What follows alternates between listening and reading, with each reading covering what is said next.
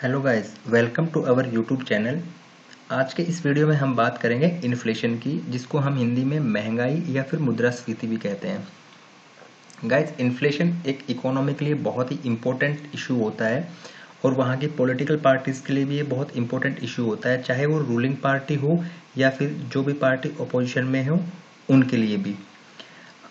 Guys, इस video में हम कवर करने की कोशिश करेंगे इन्फ्लेशन क्या होता है, उसके रीजंस क्या होते हैं, उसके टाइप्स क्या होते हैं, डिफ्लेशन क्या होता है और स्टैगफ्लेशन क्या होता है। गाइस, इस वीडियो को शुरू करने से पहले I request you to subscribe to our channel and also share it with your friends. Guys, इस वीडियो को शुरू करते हैं।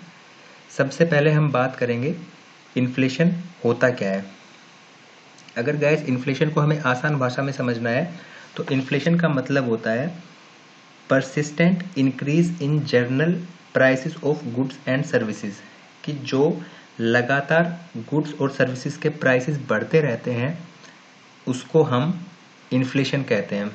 अगर इसका एग्जांपल लें तो गाइस, आज से अराउंड अगर हम 10 इयर्स पहले मिल्क के प्राइसेस देखते हैं तो वर 20 to 25 रुपीज़ पर लीटर, लेकिन आज अगर हम उसी मिल्क के प्राइसेस देखते हैं तो आर अराउंड 60 रुपीज़ पर लीटर। तो जो ये इंक्रीज़ हुआ है मिल्क के प्राइसेस में, it has happened because of inflation, कि हर साल थोड़ा थोड़ा प्राइसेस बढ़ता रहा और आज वो 2025 से 10 साल के अंदर 60 रुपीज़ हो गया। तो दिस इज़ इन्फ्लेशन। अब guys, important thing is that कि ये अपने आप से बढ़ता है या फिर इस प्राइसेस को गवर्नमेंट रेगुलेट करता है। तो इसका जवाब है कि ये अपने आप ही इंक्रीज होता रहता है। गवर्नमेंट का यहाँ पे रोल होता है कि वो इसको कंट्रोल करने की कोशिश करती है। अगर बहुत कम है तो गवर्नमेंट उसको थोड़ा बहुत बढ़ाने में कोशिश करती है, और अगर बहुत ज़्यादा है तो गवर्नमेंट उसको थोड़ा बहुत कम करने की कोशिश करती है।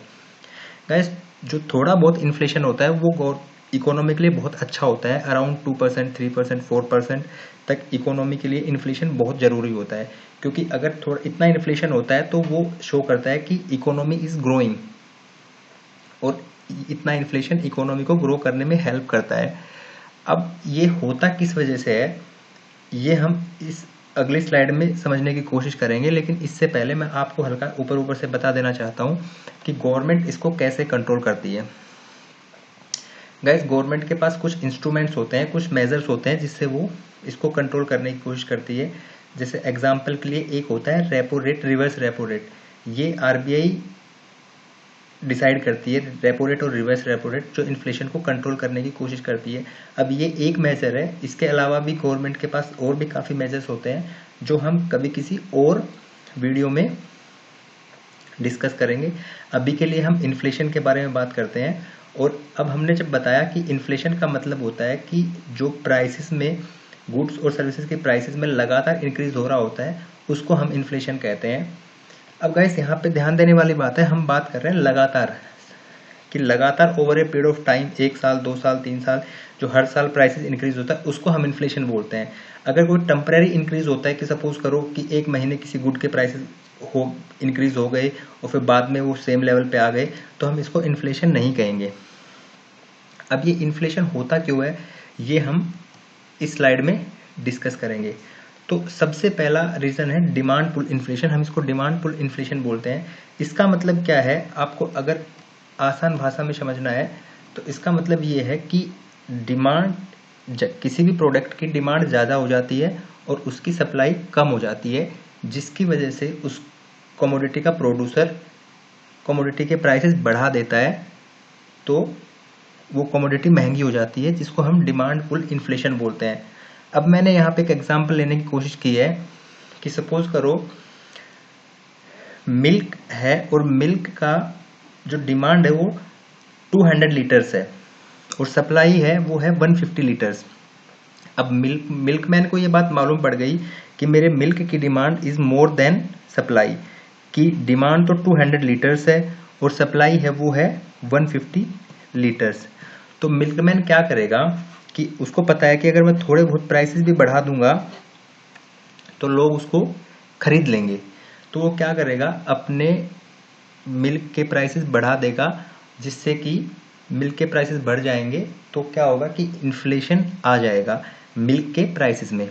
एक तो तरीका ये हो गया कि मिल्क की डिमांड बढ़ गई और सप्लाई कम हो गई, सप्लाई कम है तो आ गया। लेकिन दूसरा तरीका क्या होता है कि सपोज करो किसी वजह से सप्लाई कम हो गई, सप्लाई कम हो गई तो उस वजह से भी क्या होगा, सप्लाई कम हो गई, डिमांड उतनी की उतनी है, तो आउटकम तो वही निकल के आया ना कि डिमांड ज़्यादा है और सप्लाई कम है, तो उस केस में भी इन्फ्लेशन आ जाएगा। अब एक तो नेचुरल इन्फ्लेशन होता है और दूसरा होता है आर्टिफिशियल इन्फ्लेशन। अगर आर्टिफिशियल इन्फ्लेशन की हम बात करें, जो डिमांड पुल इन्फ्लेशन की बात कर रहे हैं, कि हम हर साल इंडिया में देख रहे हैं जो ऑनियन के प्राइसेस के साथ हो रहा है। अब ऑनियन के प्राइसेस के साथ क्या हो रहा है कि हर साल जो बहुत बड़े प्रोड्यूसर्स होते हैं, बहुत बड़े ट्रेडर्स होते हैं, वो ऑनियन का स्टॉक कर लेते हैं कुछ महीने के लिए, और जब वो सप्लाई कम कर देते हैं मार्केट में तो डिमांड तो उतनी की उतनी रहती है। अब डिमांड जब उतनी की उतनी है और सप्लाई उन्होंने एक जगह पे इकट्ठा कर लिया कहीं पे और मार्केट में वो कम सप्लाई कर रहे हैं, तो मतलब पीपल विल स्टार्ट कि वो ज़्यादा पे करने के लिए एग्री हो जाते हैं, जिसकी वजह से जो ट्रेडर्स हैं वो थोड़ा थोड़ा प्राइस बढ़ा के सप्लाई इंक्रीज करते रहते हैं मार्केट में और वो इन्फ्लेशन क्रिएट कर देते हैं। तो guys it is demand pull inflation, जहाँ पे डिमांड ज़्यादा हो जाती है, सप्लाई कम हो जाती है, जिसकी वजह से डिमांड पुल इन्फ्लेशन आ जाता है। अब दूसरा जो टाइप का इन्फ्लेशन है वो है कॉस्ट पुश इन्फ्लेशन। इसमें क्या होता है गाइस, जो इनपुट होते हैं प्रोडक्ट के, सपोज करो किसी भी प्रोडक्ट को बनाने के लिए इनपुट्स लगते हैं, रॉ मटेरियल लगता है, लेबर लगती है, टैक्सेस लगते हैं। अगर इनमें से किसी भी चीज़ के प्राइसेस बढ़ जाएंगे, अगर लेबर के प्राइसेस बढ़ गए, रॉ मटेरियल के प्राइसेस बढ़ गए, या फिर गवर्नमेंट ने कोई नया टैक्स लगा दिया तो उसकी वजह से क्या होगा कि उसकी इनपुट कॉस्ट बढ़ गई। अब इनपुट कॉस्ट बढ़ गई तो जो सेलर होता है वो क्या करेगा, अपने आउटपुट की कॉस्ट बढ़ा देगा, जिसकी वजह से उस कमोडिटी के प्राइसेस बढ़ जाते हैं। इसको हम बोलते हैं कॉस्ट पुश इन्फ्लेशन। और लास्ट है करेंसी डिवैल्यूएशन। इसमें क्या करता है कि कोई भी इकोनॉमी अपने करेंसी को डीवैल्यू कर देगा। डीवैल्यू करने का मतलब ये होगा कि अपने करेंसी की वैल्यू डाउन कर देगा। अब इससे क्या होगा, जब इकोनॉमी ने अपने करेंसी की वैल्यू डाउन कर दी तो इसका मतलब कंपेयर टू, ये मेनली होता है कंपेयर टू डॉलर के साथ। अब इससे क्या होगा कि अगर उसने अपने करेंसी की वैल्यू डाउन कर दी तो जब कोई पर्सन बाहर से कुछ सामान खरीदता है फ्रॉम अदर कंट्री, तो ही हैज टू पे मोर ऑफ हिज करेंसी। अगर हम रुपये की बात करें तो उसको ज़्यादा रुपीस पे करने पड़ेंगे बाहर से कुछ सामान खरीदने के लिए, किसी अदर कंट्री से सामान खरीदने के लिए। तो इससे क्या होगा कि मतलब बेसिकली जो गुड उसने खरीदी वो उसको महंगी पड़ी। तो this is also another reason जिससे इन्फ्लेशन आ जाता है। These are the 3 main types of inflation जो होते हैं। बाकी कुछ और रीजंस होते हैं वो हम इसी के अंदर आ जाते हैं। So this is the reasons behind inflation. अब गाइस इन्फ्लेशन के एक टाइप्स होते हैं जिसको हम बेस्ड ऑन रेट्स बोलते हैं कि वो किस परसेंट से ग्रो कर रहे हैं। तो हमने उनकी एक कैटेगरी बनाई है जिसको आप स्लाइड पे देख सकते हैं। सबसे पहला होता है क्रीपिंग इन्फ्लेशन। अगर किसी भी इकोनॉमी का इन्फ्लेशन 1 से 4% ग्रो कर रहा है तो हम उसको क्रीपिंग इन्फ्लेशन बोलते हैं। दूसरा, अगर inflation is more than 4% and less than 10% या 4% से 10% के बीच में है तो हम उसको बोलते हैं वॉकिंग इन्फ्लेशन। थर्ड होता है 10% टू 20% जिसको हम रनिंग इन्फ्लेशन बोलते हैं। फोर्थ होता है ग्लपिंग इन्फ्लेशन जिसको 20 टू 100% के बीच में होता है वो। और last one is hyper inflation जो मोर देन 1000% होता है। अब हमारे पास 5 कैटेगरीज हैं इन्फ्लेशन की। इनमें से एक इकोनॉमिकली सबसे बेस्ट कौन सा होता है गाइस? सबसे बेस्ट जो इन्फ्लेशन होता है for economy that is creeping inflation. और वॉकिंग इन्फ्लेशन भी एक इकोनॉमी बियर कर सकता है या बहुत वरी वाली सिचुएशन नहीं होती। लेकिन beyond walking inflation, running inflation, galloping inflation, hyperinflation एक इकोनॉमी के लिए बहुत ही सीरियस थ्रेट होती हैं और यहाँ से एक इकोनॉमी के पॉलिसी मेकर्स को वरी करना पड़ता है या फिर यहाँ से उनको कंट्रोल करना पड़ता है। बट अगर हम बात करें क्रीपिंग इन्फ्लेशन तो it is the most educate category जहाँ पे इकोनॉमिकली अच्छा होता है, इतना इन्फ्लेशन इकोनॉमिकली अच्छा होता है।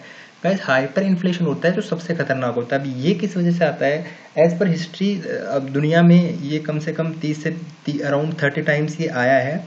ये मेनली इसका रीज़न होता है कि जब हम कोई भी इकोनॉमी करेंसी प्रिंट करना शुरू कर देती है, कि सपोज करो अपने फाइनेंस डेफिसिट करने के लिए क्या करेगी सेंट्रल बैंक, गवर्नमेंट के कहने पे central bank paper currency like notes print करना शुरू कर देती है, और वो इतने प्रिंट कर देती है कि उन नोट्स की कोई वैल्यू ही नहीं होती, कि आपको बहुत सारे पैसे देके कुछ खरीदना पड़ेगा, कि जो चीज़ पहले हो। अब इसकी वजह ये होती है कि हाइपर इन्फ्लेशन आने की वजह से ऐसी सिचुएशन आई है दुनिया में कि किसी कमोडिटी के प्राइसेस सुबह से लेकर शाम तक डबल हो जा रहे थे, कि अगर सुबह में किसी कमोडिटी का प्राइस 100 रुपीज़ है तो शाम आते आते उस कमोडिटी का प्राइस 200 रुपीज़ हो जाएगा, अगली सुबह उसका प्राइस हो जाएगा 400 रुपीज़, अगली शाम हो जाएगा उसका 800 रुपीज़, कि हर 12 घंटे 15 घंटे 20 घंटे में किसी कमोडिटी के प्राइस डबल हो जाते हैं।